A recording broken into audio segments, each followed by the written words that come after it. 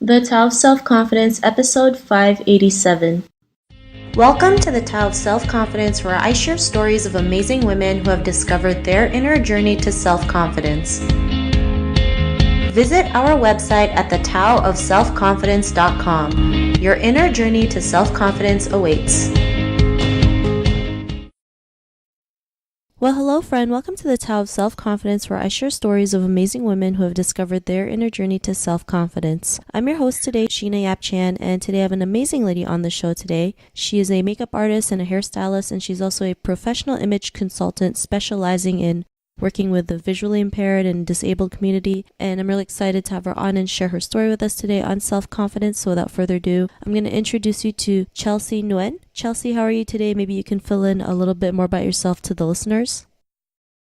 I'm doing great today. Thank you so much for having me on the show, Sheena. So a little bit more about myself. I live in Sugar Land, Texas, and I come from Vietnam, and I was born in Saigon. We were immigrants and came to America after the Vietnam War in 1979, 1980, and I've been here in the U.S. ever since. So basically grown up in a culture, and I'm bilingual, so I speak both Vietnamese and English, and I also speak some French as well. So I have owned a salon and spa in the past for about 16 years, and then sold it about a year or two ago in 2016, so that I can pursue my passion for teaching and training and developing classes on non-visual and adaptive techniques for the blind and visually impaired and disabled community.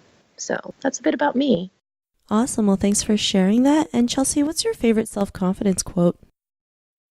It's by Vivica A. Fox, I believe. So it says, she said, "A great figure or physique is nice, but it's self-confidence that makes someone really sexy." So I thought that was really, really a great quote, because I think it's true. Because a lot of people can look great on the outside, have a great body, but then if they don't have that inner self-confidence, it doesn't bring it all together and really bring it out in the person. So thanks for sharing that. I do believe confidence is the sexiest outfit you will wear. You mentioned, right, if you don't have that confidence, you're not going to feel good, and you're always going to be like so conscious and worrying about what other people think. So thanks for sharing that great quote. And in your own words, how do you define self-confidence?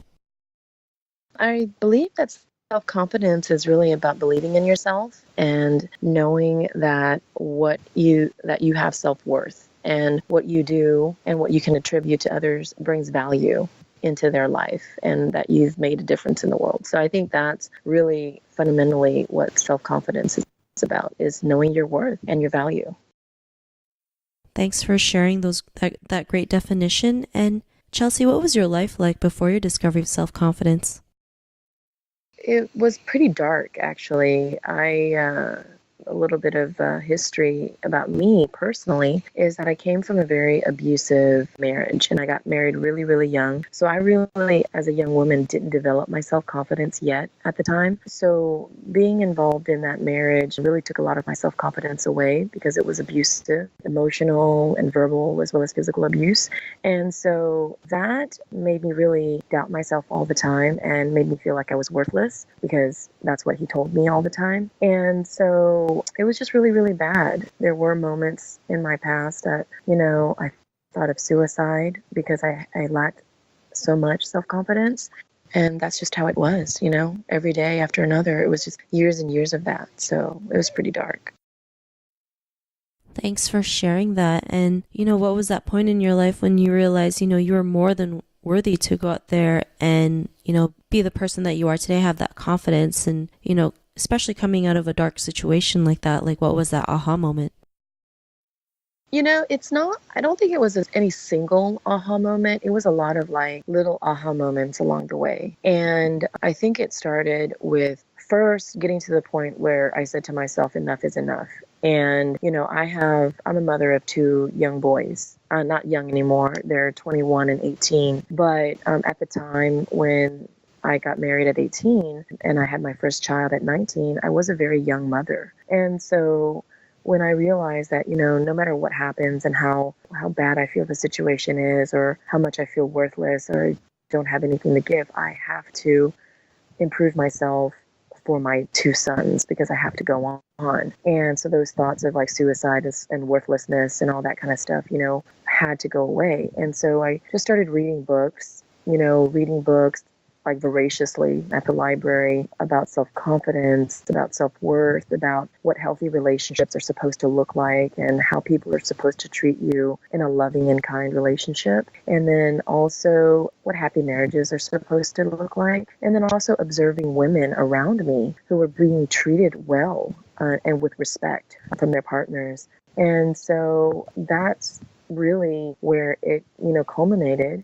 And then when I finally decided, you know what, I'm going to go back to college and finish my degree, become educated so that nobody can ever tell me again that I'm stupid or that I'm worthless. And then I also decided, education was also my key to becoming financially independent. Because I think as women, we also lose a lot of our self-confidence when we don't have any means of providing for ourselves and we don't have any financial income to get out of a bad situation. And then we end up accepting that from our abusers or the people who, are in our lives. And so when I started going back to college and getting good grades again, like I used to when I was, in my first 2 years of college and throughout high school, it started getting my self-confidence back. And then I realized, hey, I'm not stupid. He's been telling me I'm stupid all these years, and that's not true. And then I started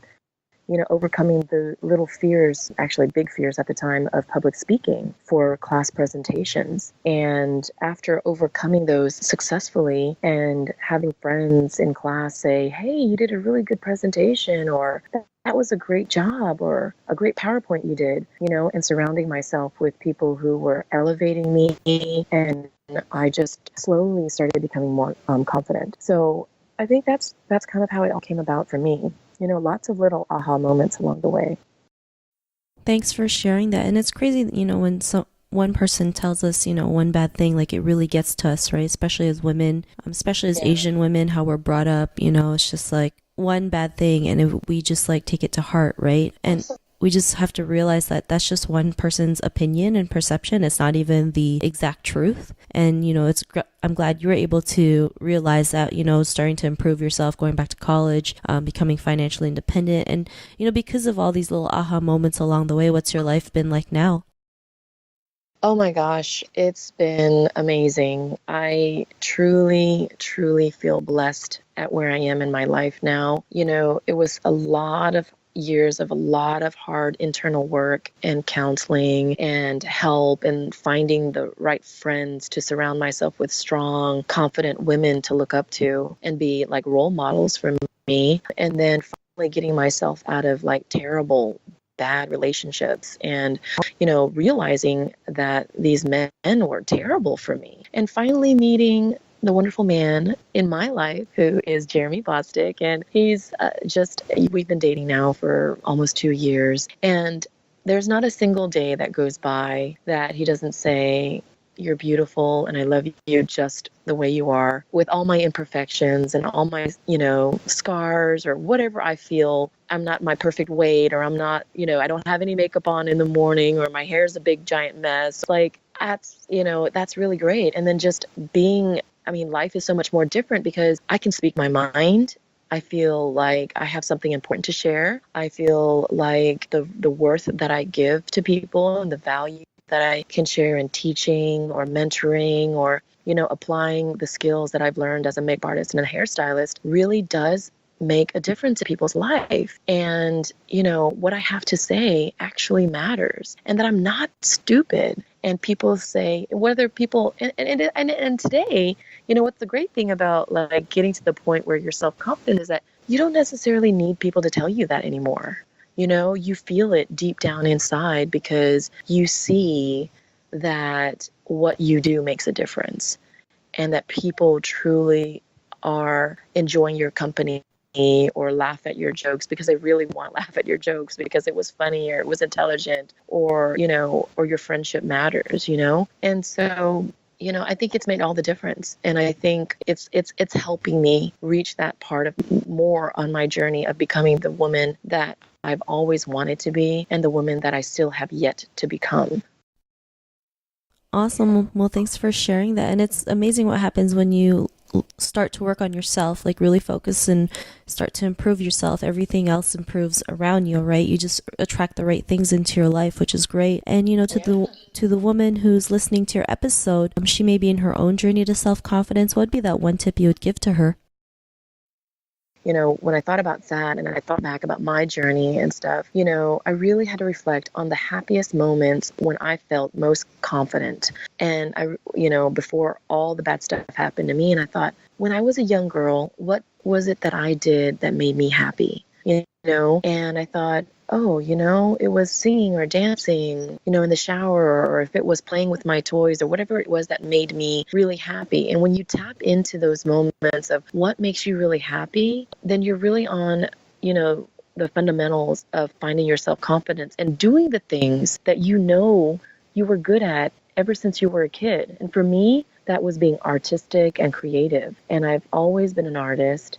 And instead of a painting or a sculpture being my art now, it's my clients who are my human canvas. And when I teach my blind clients to put on their own makeup and they look beautiful and they feel beautiful and they become more confident, I feel like that's my skill, that's my talent, and that's what gives me confidence because I know that I can do that well. And when I teach someone something and they understand and they get it and they get their aha moments, that's when I'm like, wow, like I did it. I really helped somebody and it makes me feel so good that I can do something so good, So other tips would be, slowly learn to love yourself. And if you can't love yourself right now, surround yourself with people who do really love you and do believe in you. Awesome. Well, thanks for sharing those great tips. And if our listeners wanted to get to know a little bit more about you and what you do, is there any links or social media profiles we can connect with? You can definitely find me on my business Facebook page, which is CN Vision Image Consulting, LLC. So that's the letter C, capital letter N, and then Vision Image Consulting. You can also find me on Facebook on my personal page at Chelsea C and Nguyen. And I believe I'm getting started with some social media too, in Twitter and other things like Instagram. And I believe that's at C and Vision Image. So that's, I think, where you can find me. Awesome. Well, thanks for sharing that. And to our listeners, if you want to connect with Chelsea, you can also head on over to thetaoofselfconfidence.com and search for Chelsea's name. Her show notes will pop up along with everything else that we talked about. And I really just want to thank Chelsea for taking the time to share her story and tips with us on self-confidence. So thank you so much, Chelsea. Oh, thank you, Sheena. I'm really, really glad we were able to connect. And I think it's a wonderful thing that you're doing. Thank you for going out there and searching for fellow Asian women and, highlighting our successes and elevating each other with self-confidence. I think that's really important since in our Asian culture, it can be really hard sometimes if you don't fall into that perfect mold of, what a successful Asian woman is supposed to look like, whether that's to be a doctor or a lawyer or whatever our Asian parents say, So thank you for inviting me to the show. No worries. It was really great having you on the show. And to our listeners, be on the lookout for another new episode of another amazing woman's journey to self-confidence. And we'll talk to you soon. Bye for now. Bye. Thank you for tuning in to another amazing episode of The Tao of Self-Confidence.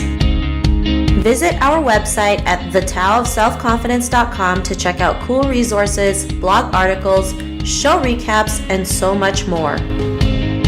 Your inner journey to self-confidence awaits.